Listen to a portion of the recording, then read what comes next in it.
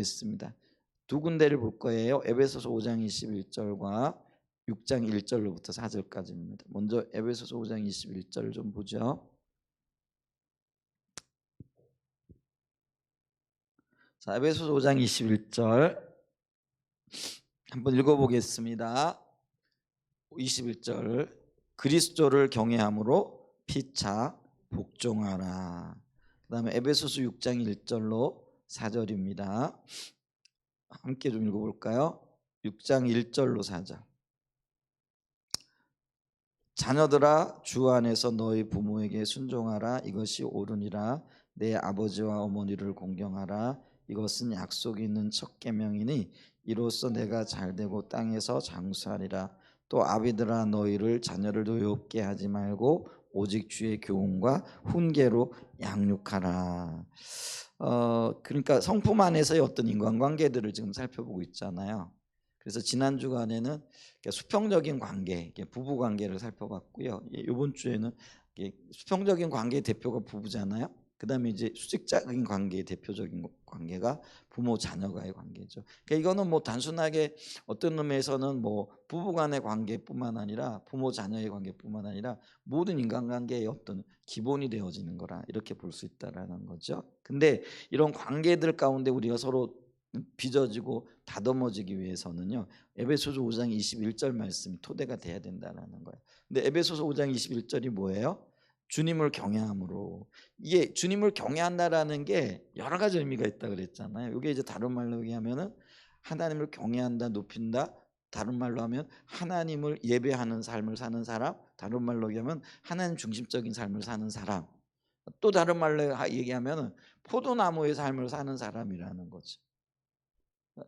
그래서 이거를 이제 우리가 우리 그 십자가 복음의 어떤 표현대로 빌리게 되어지면은 신앙의 본질의 삶을 사는 것 이걸 얘기하는 거죠. 그래서 우리가 신앙의 본질의 삶을 산다고 했을 때 이 신앙의 본질이 두 가지 요소들을 포함하잖아요. 하나는 하나님과의 친밀한 교제가 되고 하나는 친밀한 교제 가운데 하나님 행하심을 보고 온 삶을 동참하는 거죠. 근데 친밀한 교제의 영역에서도 뭐가 있느냐면은 하나님을 알되 하나님 그분 인격적인 그분을 알고 하나님을 알되 그분을 온 마음을 다해서 사랑하는 거죠. 근데 그 일이 이루어지기 위해서는 무엇보다도 우리가 하나님을 찾는 자리에 있어야 된다라는 거죠. 하나님을 찾는 자리 그게 다른 말로 얘기하면 하나님 얼굴 구하는 것. 그래서 성경에서는 하나님 얼굴 구한다라는 거를 다른 말로 하나님을 찾는 자리 이렇게 동시에 사용하기도 한다라는 거죠.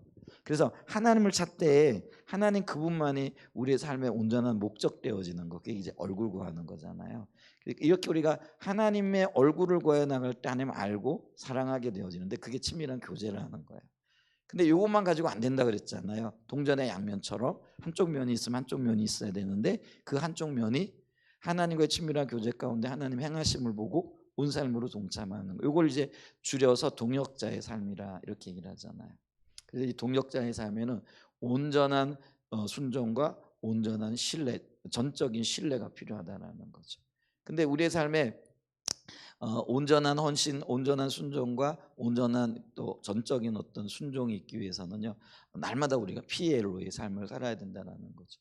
근데 이게 얼굴 구하는 것의 구체적인 삶의 내용이 피엘로의 삶이라는 거예요. 그러니까 얼굴 구하는 게 하나님 찾는 거라 그랬잖아요. 근데 하나님 찾는 삶의 매일의 어떤 구체적인 내용이 피엘로라는 거예요. 그럼 그 피엘로가 뭐예요? 그러니까 기도하는 가운데 하나님의 음성을 들어야 된다는 거죠.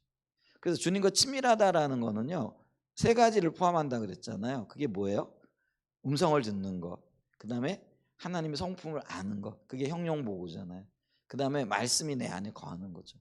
그러니까 말씀이 거한다는 거는 기준이 분명하고 말씀의 통치를 받고 말씀을 존중하며 살아간다라는 그런 의미잖아요.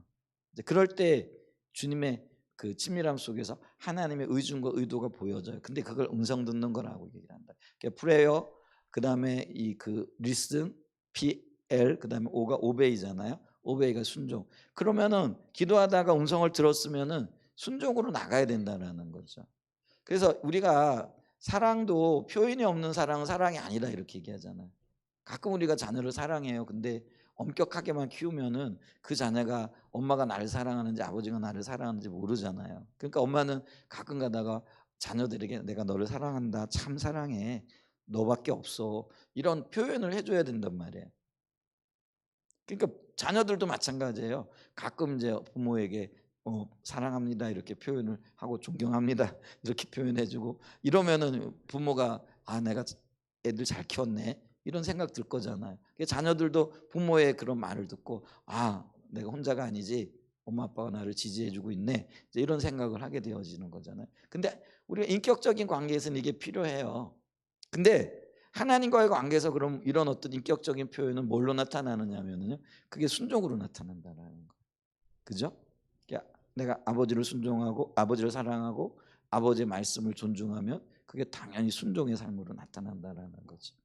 그래서 우리가 그 공식, 제가 지금 저기 이렇게 공식 있잖아요. 하나님을 사랑하면 말씀에 순종한다. 하나님을 사랑하지 않는 자는 말씀에 순종하지 않는다.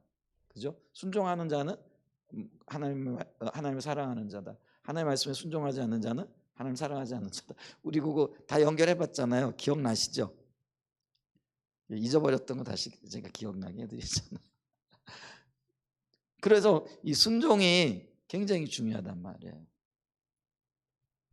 그게 신앙의 본질이잖아요. 우리의 신앙의 전부라고 할 수 있단 말이에요. 근데 이렇게 신앙의 본질의 삶을 사는 사람은요, 그래서 여기 보면은 그리스도를 경외하는 사람은 이런 의미예요. 그러니까 신앙의 본질의 삶을 삶으로, 혹은 그리스도를 경외함으로, 다른 말로 포도나무의 삶을 삶으로, 하나님 중심적인 삶을 삶으로 어떻게 해야 된다라는 거예요. 사도 바울은 여기 뭐라고 얘기를 하는 거예요? 서로 이게 피차라는 거예요. 뭐예요? 서로라는 거죠. 복종하라는 거예요. 그러니까 군림하라는 게 아니에요. 그 얘기는 뭐냐면 지난 주간에 우리가 부부 관계에 대해서도 봤잖아요. 그러니까 아내는 남편을 대해 복종하고, 그러면은 남편은 아내에 대해서 복종하지 않으면 안 돼요. 아내 복종해야 돼요. 근데 그 복종해야 될 그걸 뭘로 표현하냐면 사랑이라는 표현을 한다라는 거예요. 그러니까 서로요, 서로에게 책임만을 요구할 것이 아니라 내가 상대에 대한 의무도 인식을 해야 된다라는 거예요. 근데 우리는 늘 뭐예요? 자기 권리만 주장하잖아요. 그죠? 그래서 그것만 생각하고 그것만 얘기하고 그것만을 하게 되면 이게 관계가 깨질 수밖에 없는 거잖아요. 그러니까 이게 부모 자녀 간의 관계도 마찬가지라는 거예요. 상대에 대한 책임만 묻는 거. 너는 왜 자식이 돼가지고, 혹은 너는 왜 이걸 안 하냐, 이렇게 얘기하면 안 된다라는 거죠. 부모는 자식에게 내가 해야 될 의무를 다 해야 되는 거예요. 그럴 때 그 자녀가 자기의 의무를, 자기의 어떤 책임을 지는 거는요, 그냥 맡겨두면 되는 거죠. 이제 그런 어떤 기본적인 것. 그래서 우리가 서로 복종하고 서로 사랑하고 서로 섬긴다는 말 속에 이게 있는 거예요. 이게 없으니까요, 관계가 깨지는 거예요. 그러니까 우리가 지금 인간관계를 살펴볼 때 수평적인 관계와 수직적인 관계를 보는데, 우리 지금까지 에베소 6장 1절 말씀만 봤잖아요. 근데 그 전에 뭘 본다라는 거예요? 에베소서 5장 21절을 보는 거예요. 우리가 이게 성경을 보다가 이게 그 하나의 단점이 될 수 있는 게 뭐냐면, 성경을 장절로 나눠 놔 버린 거예요. 근데 이 장절로 나눠 놓은 게 굉장히 뭐 성경을 찾거나 보는데 유익이 되는 면은 있어요. 근데 장절로 딱 나누다 보니까, 예를 들면은요, 이게 전체적인 흐름과 전체적인 맥락이 끊겨 버리는 거예요. 근데 원래 성경은 장절 구분이 없어요. 예를 들면 에베소서는요, 처음부터 끝까지 편지예요. 우리가 편지 쓸 때 1절 뭐 사랑하는 아들아, 2절 잘 지내고 있느냐, 이게 아니라는 거예요. 그냥 사랑하는 아들아 요즘 잘 지내고 있지? 그러면서 처음부터 끝까지 쫙 쓰여진 게 이게 에베소서라는 거예요. 모든 성경이 그렇다라는 거예요. 자, 그래서 우리가 장절을 무시하고 만약에 성경을 쭉 한번 읽어보게 되어지면요, 보는 데는 조금 뭐라 그럴까, 답답하고 이게 구분이 잘 안 될 수도 있을지 몰라요. 근데 내용을 파악하는 데는요, 이게 일관된 흐름을 보게 되어지는 거예요. 근데 우리가 여기 지금 5장 21절과 6장 1절 나누니까 어떤 현상이 나타나느냐면요, 이건 5장은 딴 내용이고 6장은 다른 내용이야, 이 선입견이 들게 된다는 거예요. 근데 우리가 성경을 볼 때 장절 구분이 없이 그러면 이 5장 21절이라고 우리가 보고 있는 이게 이 6절과 6장의 내용들과 아주 긴밀한 연관 관계가 있다라는 거예요. 아니 직접적인 연관 관계가 있는 거예요. 그래서 우리가 이 인간관계를 볼 때 5장 21절 이거를 토대로 하지 않으면은요 이게 다른 게 이어질 수가 없다라는 거예요. 그래서 우리가 그거를 인식하고 성경을 볼 때도 좀 봐야 돼요. 그래서 우리가 성경을 볼 때 문맥을 보라 이렇게 얘기를 하잖아요. 그래서 전후 좌우. 그래서 어떤 거는요 성경 한 절 그것만 가지고 얘기하면은요 굉장히 큰 실수가 될 수가 있어요. 잘못 성경을 이해할 수도 있어요.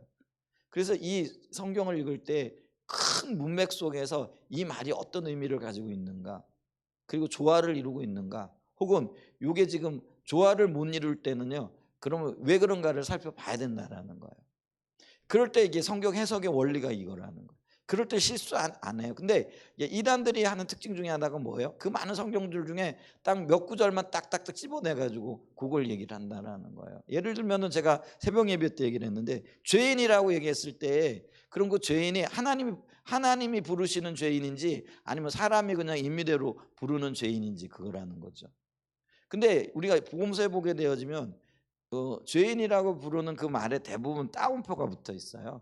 그거는 어떤 의미에서 보면은 우리나라 성경에는 이제 말을 이렇게 표현하는데 그런 걸 잘 안 하니까. 근데 영어 성경에는 그게 분명하게 나타나 있거든요. 그러면은 이제 그게 죄인이라고 얘기할 땐 이 사람이 하나님이 보실 때 이게 죄인이 아니고요. 그 바리새인들이나 유대인들이 볼 때 죄인이라는 거예요. 근데 그들이 왜 죄인이라고 하느냐면은요.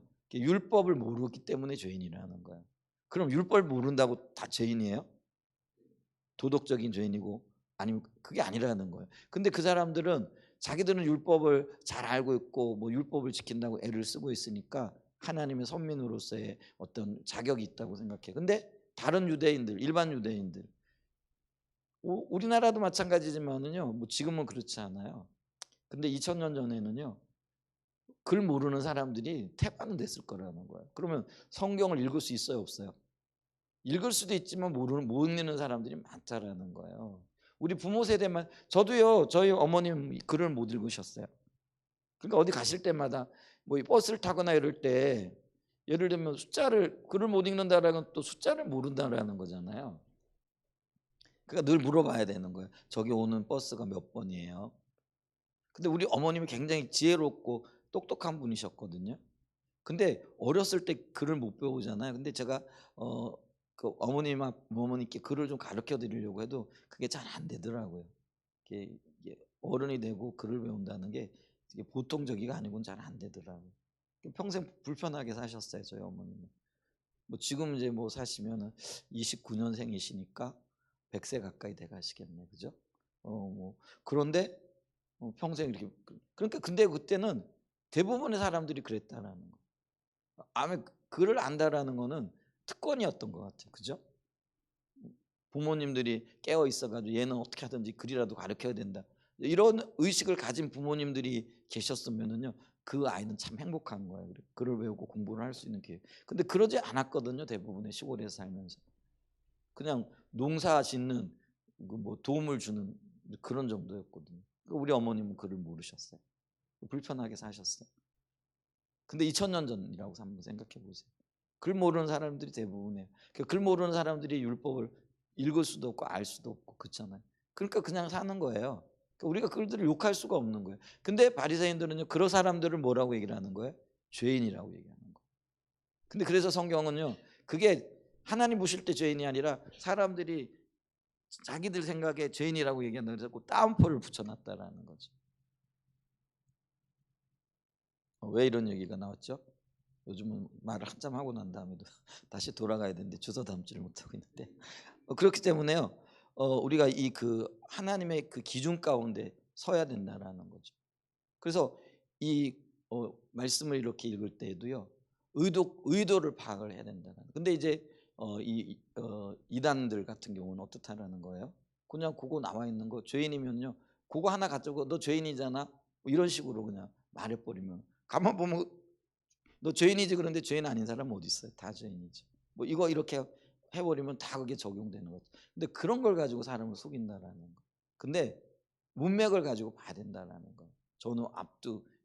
앞뒤 전후를 살펴보고 이게 앞뒤 전후 문맥과 어떻게 관련이 되어지고 이게 어떤 의미가 있는가 이런 것들을 살펴봐야 된다라는 거죠. 이제 그렇기 때문에 우리가 이 말씀을 볼 때도요. 이게 지금 우리가 부부 관계 이야기든 요 얘기가 나고 부부 관계 얘기가 나오고 그다음에 자녀와의 관계가 얘기가 나오잖아요. 자녀 관계 이야기든지 간에 요 5장 21절을 토대로 이걸 봐야 된다. 그러니까 신앙의 본질, 그러니까 믿음 있는 사람들은 어떻게 된다라는 거예요? 서로 복종해야 된다라는 거예요. 한 사람에게만 일방적으로 책임을 강조하고 의무를 강요하지 말라는 거예요.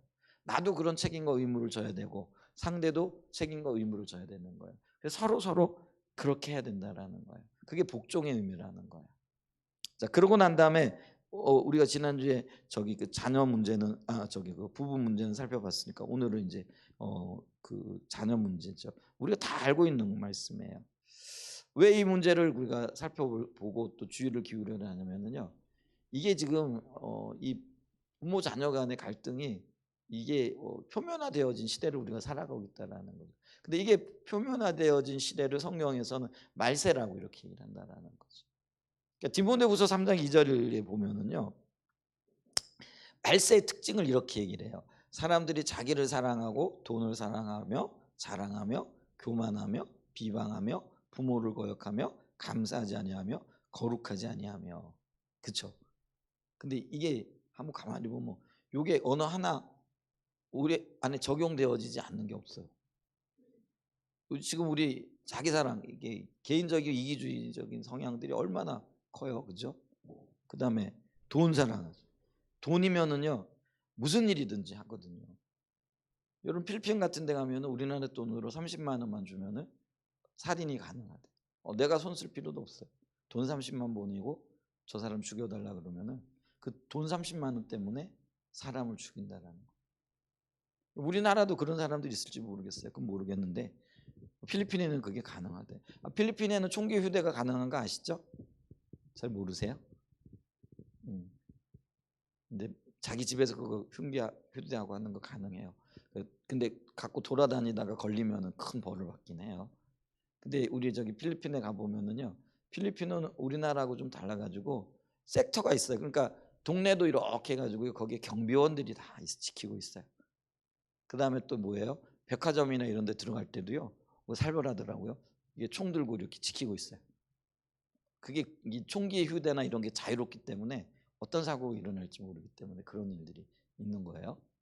중국에는 총 들고 있는지는 제가 기억이 잘 안 나는데 아파트나 뭐 어디는 들어가는 데마다 경비원들이 지키고 있어요. 그런 것들이. 제가 뭐 돈 사랑 얘기하다가 그런 얘기를 했는데 지금 돈 사랑하는 게 일반적이잖아요. 우리 안에 뭐 그런 거 있죠. 교만하고 서로 비방하고.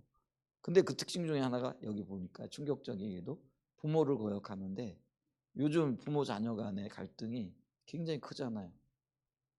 그죠? 근데 이게 말세의 특징 중에 하나 또 하나는요. 감사하지 아니한대. 감사 얘기가 나왔으니까 오늘 우리가 누가복음을 지금 새벽 예배 때 읽어가고 있거든요. 근데 새벽 예배 때 들으셨던 분들은 다시 한번 들으셔도 좋을 것 같아요. 예수님이 길 가다가 10명의 문둥병자를 만나요. 그랬더니 그 사람들이 예수님 우리를 좀 불쌍히 여겨주세요. 우리가 문둥병 걸렸습니다. 그랬더니 예수님이 그럼 제사장에 가서 너희 몸을 보이라 이렇게 얘기를 하거든요. 그러니까 예전에는 제사장이 의사 역할도 했어요. 그리고 진단 역할을 하는 거죠. 그러니까 그 얘기는 제사장으로 가게한테 가서 몸을 보이면은 치유받을 거라는 그런 의미예요. 근데 이 문둥병은 사회에서 격리되어지는 병이기 때문에 다시 돌아오기 위해서는 제사장이 보고 나았다라고 진단을 해주고 진단서를 끊어줘야만이 자기 그 공동체로 돌아갈 수 있는 거예요. 그러니까 가서 진단을 받아라 이제 이런 의미죠. 그랬더니 이들이 믿음이 좋아요. 그 믿음을 따라 가지고 제사장에게도 다 쫄래 쫓아갑니다. 10명이. 근데 발걸음을 옮기는데요. 10명이요. 서로 놀라는 거죠. 너 얼굴이 어린아이 피부결로 돌아왔어. 야, 여러분 한번 생각. 10명이 가다가 봤는데 피부가 뽀얗게 어린아이 피부. 나만 장군이 문둥병 났을 때 어린아이 피부처럼 고와졌다 그랬잖아요. 그 아마 이 저기들도요 그랬을 것 같아요. 주님이 고쳐주실 때 그렇게 센스가 없으시지 않으실 거 아니에요, 그죠? 얼굴이 피부처럼 뽀얗게 서로 그냥 놀라는 거죠. 그러면서 막 좋아가지고 길길이 뛰었겠죠. 근데요, 그 기쁨을 주님이 고쳐주셨잖아요. 돌아와가지고 나누면 얼마나 좋겠어요. 야, 우리 고쳐주신 주님께로 돌아가자. 그러면서 또 우쌰우쌰하고 왔으면 좋았을 텐데 한 사람만 돌아왔다 그랬어요. 그러니까 한 사람이 돌아와가지고 예수님 제가요 이렇게 병이 나았어요. 근데 예수님 그때 충격적인 이야기를 하세요. 그게 뭐냐면은 하나님 앞에 감사하고 영광을 돌리기 위하여 돌아온 사람이 감사를 표현한 사람이 이 이방인 외에는 아무도 없느냐. 열이 다 낫지 아니하였느냐 이렇게 얘기를 하거든요. 그러면서 뭐라고 말씀하시느냐면은 내 믿음이 너를 구원하였다 이렇게 얘기를 해요. 근데 우리가요 구원을 성경에서 말할 때 이 구원은요 육체의 구원, 그러니까 질병에서 건진받은 것도 구원이잖아요. 그다음에 영혼 구원도 구원이에요. 근데 그걸 어떤 때는 같은 단어로 쓴단 말이에요. 근데 같은 단어를 써도 이 예수님의 앞두 전의 문맥을 봤을 때에 이 그 9명의 문둥병자들은요 질병에서는 구원을 받았어요. 근데 영혼 구원은 못 받은 거예요. 근데 이 한 명은요 감사함으로 돌아와 감사를 표하고 하나님 앞에 영광 돌렸을 때 육체의 구원뿐만 아니라 영혼 구원의 보너스까지 받게 되어지는 거예요. 여러분 감사가요 이렇게 놀라운 거예요. 근데 있잖아요 육체의 구원 받았어요. 문둥병이 치유받았어요. 그 사람 치유받았던 사람들이 몇 살이었는지 모르지만 예를 들면 20살에 치유를 받았다 생각해봐요. 우리 지금 평균 수명을 따지면 80세라고 쳐요. 몇 년 살아요? 60년 살다가 결국은 죽어요. 근데 영혼은 지옥 가는 거잖아요. 그게 더 귀하고 아름다운 일이 아니면은 영생복락 영원한 천국의 기쁨을 누리는 게 더 복되고 기쁜 일이에요. 근데 이 9명의 사람들은요 육체의 구원을 받았어요. 어떤 사람은 그 중에 나이가 뭐 많은 분들도 계셨을 것 같아요. 그 시대는 평균 뭐 나이가 50이 채 안 됐으니까 그냥 몇 년 살다가 죽을 거예요, 그죠? 그게 육체의 한계라는 거죠. 근데 있잖아요 그 놀라운 치유를 경험하고 하나님 앞에 나와 하나님 행하신 일들을 기뻐하고 감사하고 영광 돌렸더니 영생의 복이 임하는 거예요. 영혼의 구원이 임하는 거예요. 감사가 이런 놀라운 능력이 있어요. 근데 그 감사가 지금 사라지고 있는 거죠. 그 감사가 사라지는 이유 중에 하나가 뭐예요? 다 내가 잘나서 내가 한 줄 알고 그런 거잖아요. 우리 그런 말 있잖아요. 잘 되면 내 탓이고 안 되면 네 탓이라고. 그게 다 내 탓으로 내가 잘해서 내가 뭐 뛰어나서 근데 그러니까 감사가 없는 거죠. 이 시대가 그렇게 감사가 없는 시대잖아요. 그러니까 우리가 지금 말세를 살고 있어요. 근데 어쨌거나 다시 돌아가 가지고 이 말세의 특징 중에 하나가 뭐예요? 부모를 거역한다라는 거예요. 그래서 어떤 면에서는 이 시대의 흐름 자체가 부모 자녀 간의 갈등이 사회 구조 자체가 그렇게 돼가요. 사는 것도 그렇잖아요, 그죠? 뭐 핵가족화 되어졌다, 뭐 이런 어떤 이야기를 하잖아요. 이제 그러면서 부모 자녀 간의 갈등이 점점 깊어지고 있는 시대를 우리가 살아가고 있다라는 거죠. 근데 우리는 시대 정신을 따라 살아가는 사람들이 아니라 성경의 말씀을 따라 살아가는 사람들입니다. 아멘. 그러니까 저와 여러분의 삶의 방향이 분명했으면 좋겠어요. 우리는 시대를 보거나 시대 정신으로 살아가는 사람들이 아니에요. 그러면 어떤가요? 말씀의 정신으로 살아가는 사람들입니다. 아멘.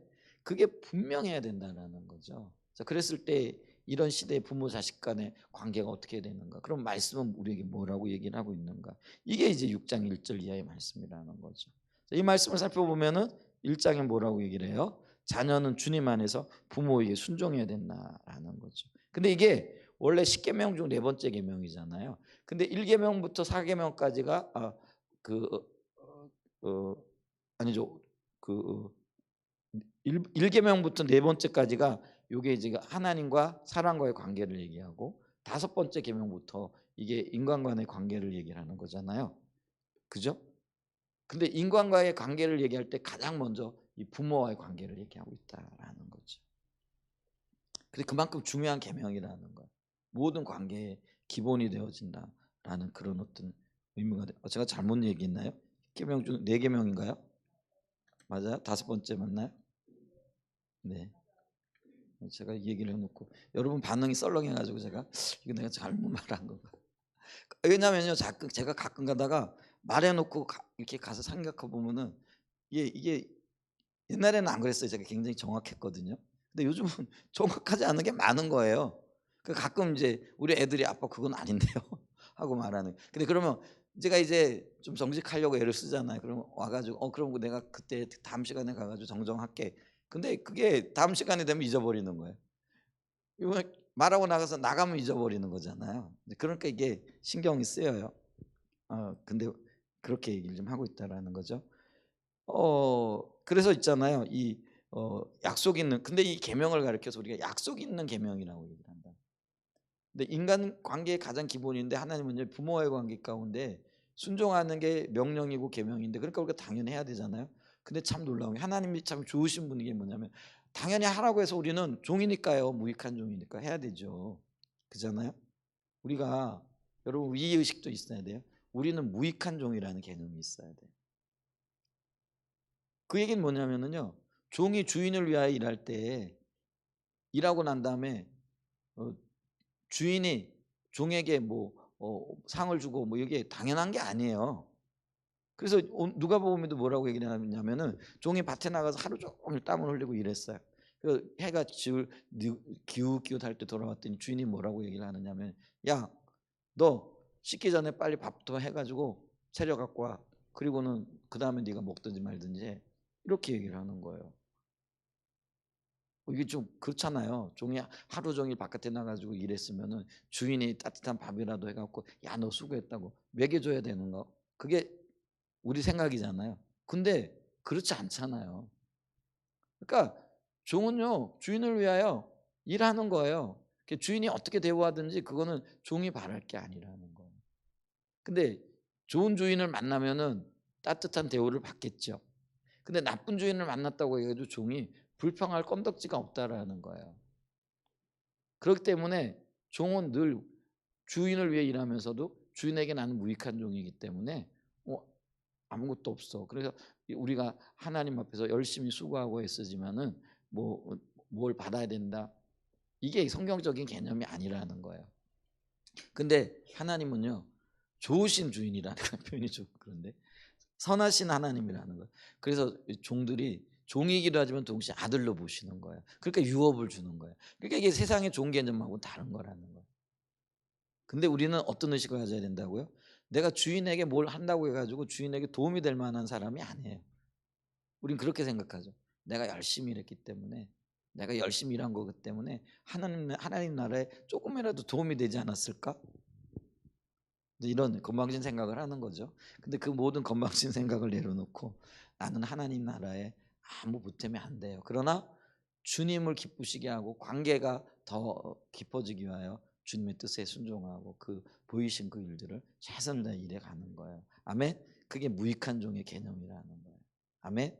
근데 무익한 이 종에게, 무익한 우리에게 하나님은요, 약속을 주시고 그 약속에 따른 유업을 주신다라는 거예요. 이게 기적 중의 기적이에요. 여러분, 로마 사회에서 이게 이제 성경이, 특별히 신약 성경은 로마 사회의 어떤 문화적인 배경이나 이런 것들이 있잖아요. 근데 거기에 등장하는 종은요, 생명이 아니에요. 인격적인 존재가 아니에요. 그럼 뭐예요? 물건이라는 거예요. 그러니까 사고 파는 거잖아요. 그러니까 우리가 이 사람을 사고 파는 거, 노예, 종 사고 파는 게 이게요, 최근까지 있었던 일이에요. 우리나라도 그래, 그렇죠? 우리나라도 1800년대 후반까지만 해도 이런 일이 있었다라는 거예요. 여러분 왜 종 도망가면 잡아오는 거, 그 옛날에 그 드라마도 굉장히 유행했던 드라마가 있는 것 같은데, 그죠? 저는 그거를 그때 우리 집에 텔레비전이 없어서 못 봤어요.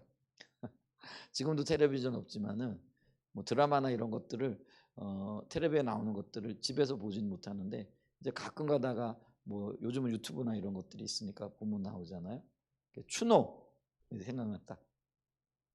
드라마 생각나세요? 모르시나? 다들 열심히 기도하시느라고.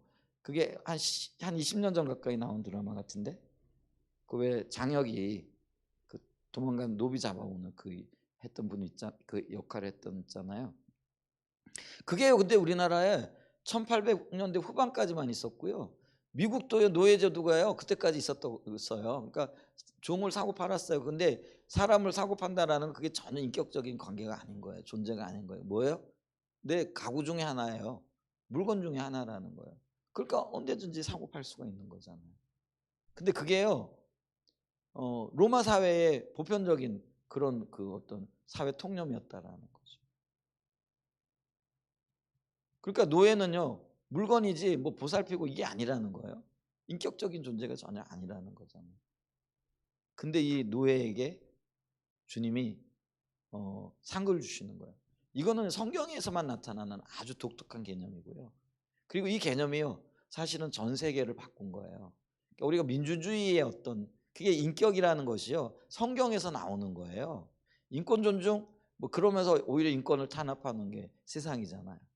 근데 성경은 종의 인권을 존중하는 거예요. 그게 성경이라는 거예요. 그러니까 이게 이 성경이요, 그때 당시의 기준으로 봤을 때는 이거는 진짜 혁신적이에요. 그래서 이게 성경을 레디칼하다 이렇게 얘기를 하잖아요. 레디칼이라는 말이 뭐예요? 혁명적이다라는 그런 의미가 있거든요. 그래서 이 성경이, 그러니까 신앙이 들어가는 곳마다 혁명이 일어나는 거예요. 여러분, 우리나라에 복음이 들어오면서 그 여성의 인권이 엄청나게 신장되어진 거예요. 그런 일들이 일어나는 거예요. 가난한 자들이 없어지고요. 그 가난한 자들에 대한 대우가 달라지고요. 교육이 일어나고요. 남녀의 차별이 없어지고요. 상정과 종의 차별이 없어지고요. 이런 일들이요, 기독교가 들어가는 나라마다 일어나요. 놀랍지 않아요?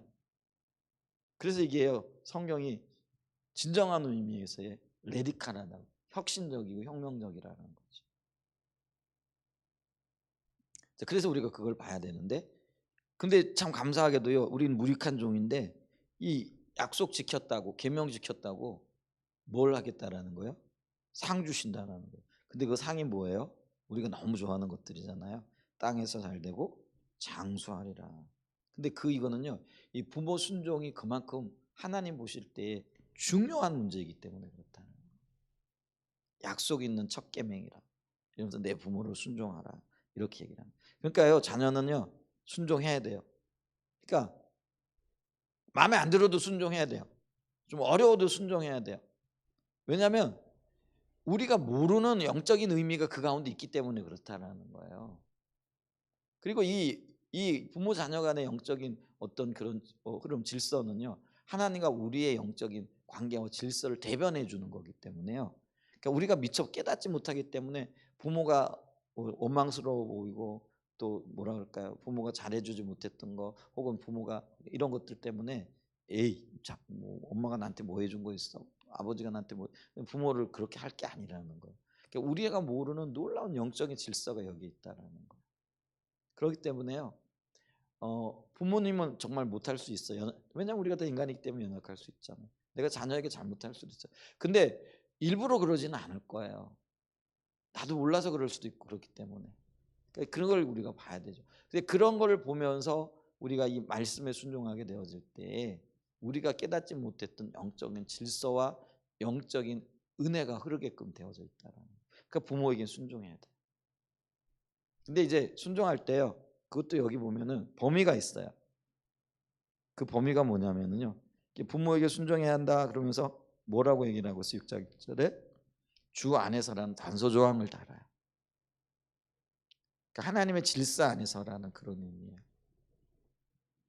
이게 지혜가 굉장히 필요한 영역이에요. 그래서 이런 부분들을 좀 새겨볼 수 있는 그런 은혜가 있기를 축복하고요. 이 관계가 돼야 된다. 그 다음에 두 번째가 뭐예요?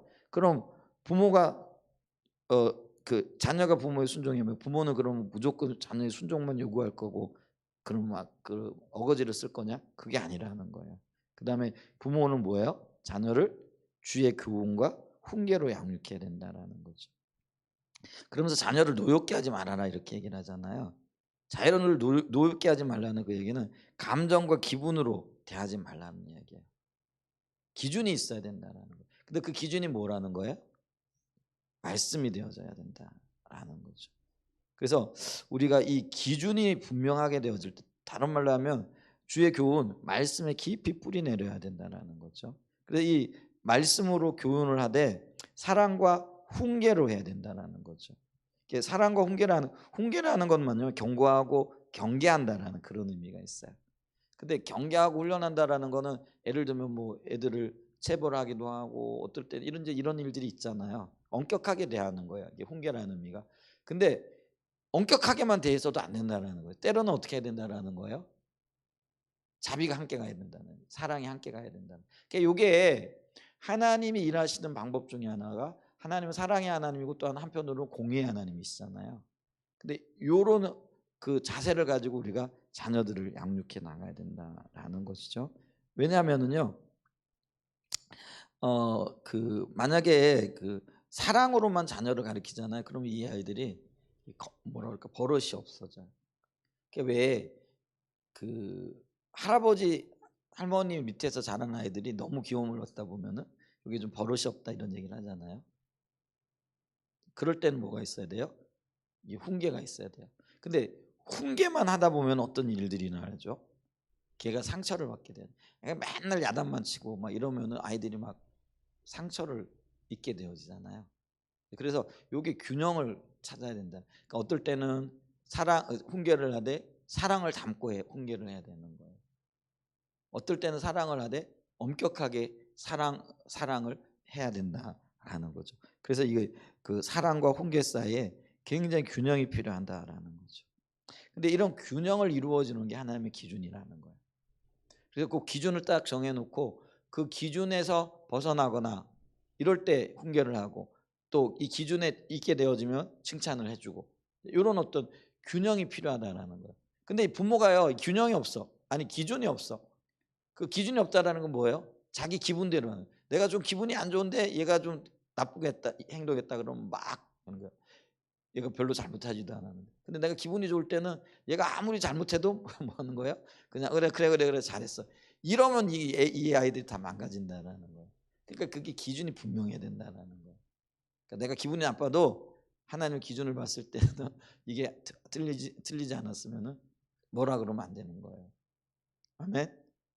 기분이 아주 나쁠 때도 아직 좋을 때도 얘가 잘못했어? 그러면은요, 이 아이는 그 기준을 가지고 징계를 해야 된다라는 거예요. 그래서 이 균형이 굉장히 필요하다라는 거죠. 자, 그러면서 이제 세 번째로 우리가 좀 보는 게 있는데 이게 이제 우리가 해야 될 일이에요. 그게 뭐냐면 우리는요, 이런 부모 자녀 간의 관계를 통해서 믿음의 대를 이루는 그 믿음의 가문을 이루어 나가야 된다는 거. 주님이 우리에게 그걸 말씀하셨다라는 거죠. 자, 하나님 가정이라는 공동체를 통해서 믿음의 세대, 믿음의 어떤 계보를 잇기를 원하고 계시다라는 거죠. 처음에 하나님이 아브라함을 부르셨잖아요. 근데 그 아브라함을 통하여 믿음이 누구에게 이어져요?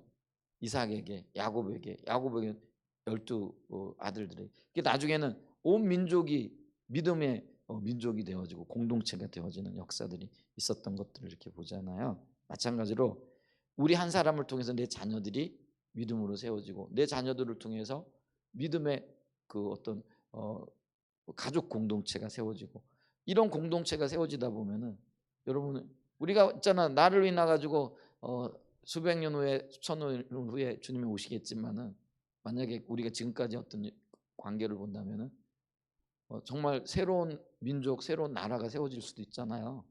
아브라함을 통해 가지고 한 족속이 세워지고 한 민족이 세워졌잖아요. 아니, 아브라함은 두 민족을 세웠어요. 아니, 두 민족뿐만 아니라 여러 민족을 세웠어요. 그렇죠? 그렇죠? 아브라함이 하가를 통해서도 요즘 그 아람 민족을 세웠죠. 그다음에 이삭을 통해서는 이스라엘 민족을 세웠죠. 그다음에 이 미디안 족속이나 이런 족속들도요. 아브라함의 후손들이거든요. 표현이 좀 그래요. 아브라함이 나중에 사라가 그 죽고 난 다음에 후초를 드리잖아요. 근데 여러 아들을 낳아요. 아브라함의 아들이 둘만 있는 게 아니에요. 성경을 보면은. 그죠? 아들이 여럿 있어요. 굉장히 많이냐. 근데 그들의 후손이 미디안 족속 뭐 무슨 족속 그 주변에 살아갔던 족속들이 사실은 그 아브라함의 후손들이라고 할 수도 있는 거죠. 물론 뭐 여러 가지 어떤 관계들이 있겠지만은요. 하여간 어쨌거나 있잖아요. 나를 통해 가지고요. 하나님께서 놀라운 그 민족을 세울 수도 있잖아요. 근데 신앙이 없으면은요. 그 민족이 세워진 게 의미가 없잖아요. 그러니까 우리는요.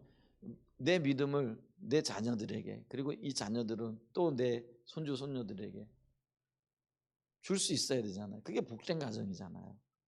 그게 진정한 복이잖아요. 그래서 아브라함의 복의 조상이 된 게 그런 의미가 되어지는 거죠.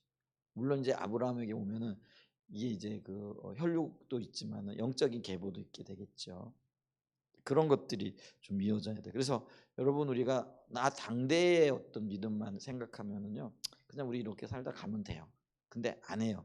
우리가 더 기도하고 더 주님을 바라고 기대해야 될 건 우리의 자녀 세대, 우리의 후손 세대들이 믿음의 세대로 세워져야 되죠. 왜냐하면 그게 생명이고 영생이잖아요. 그러니까 우리가 많이 기도하고 우리가 많이 헌신하고 수고해야 된다라는 것들을 우리가 볼 수 있다라는 거죠. 그래서 하나님은 부모를 통해 가지고 자녀들에게 믿음이 흘러가게 하신다라는 거죠.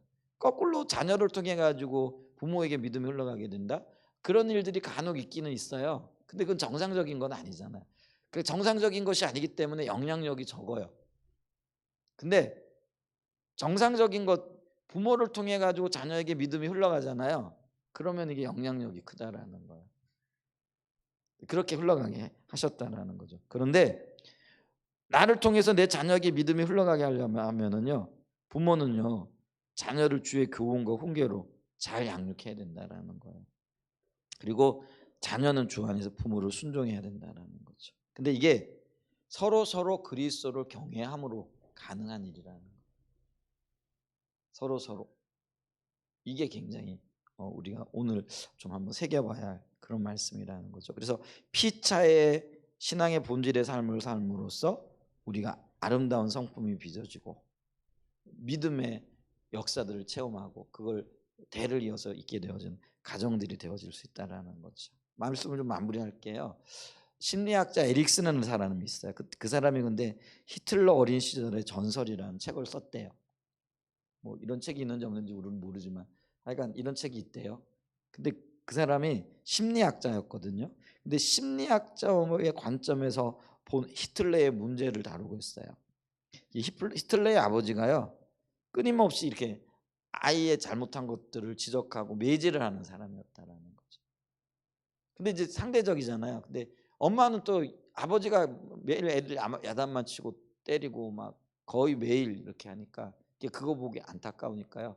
히틀러가 그러니까 무얼 하든지 간에 그걸 다 오냐오냐 이렇게 받아줬다라는 거예요. 그러니까 이 히틀러가 극단적인 가정에서 자랐다라는 거예요.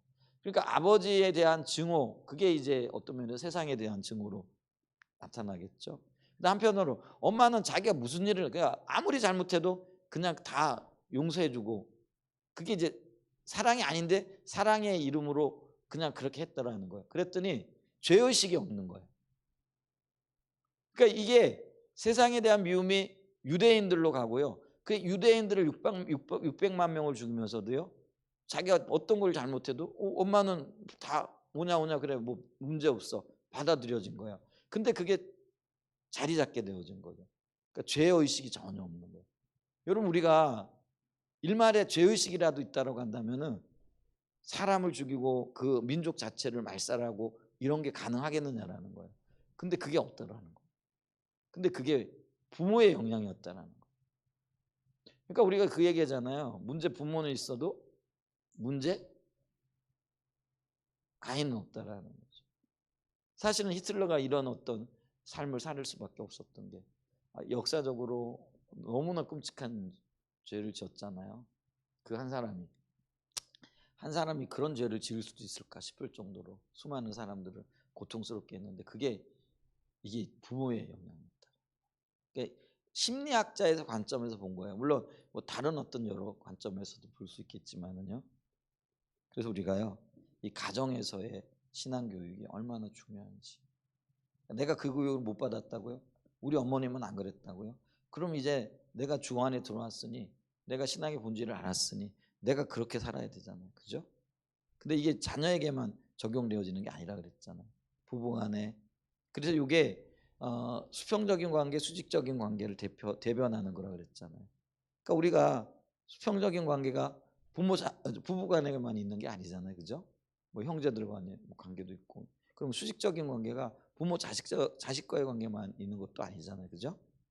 그러면 여러 가지 관계. 그래서 예를 들면 직장에 가면은 내가 부모 역할을 할 때가 있고 내가 직원 역할을 할 때. 이게 상하 관계가 그럴 때 이런 원리들을 적용해야 된다라는 거죠. 그러면서 십자가의 복음, 신앙의 본질 안에서 서로 빚어지고 다듬어지면서 성숙되어지면서 하나님의 뜻들이 이루어지게 되어진다라는 거죠. 아멘. 그래서 이런 말씀들을 요게 부모 자녀만 얘기하고 부부와는 얘기하니까 여기에만 적용해야 된다. 이렇게 되어지면은요. 하나님이 이 그 주시는 말씀의 어떤 말씀의 한 부분은 못 보게 되어지는 그런 일들이 있게 되어지는 거죠.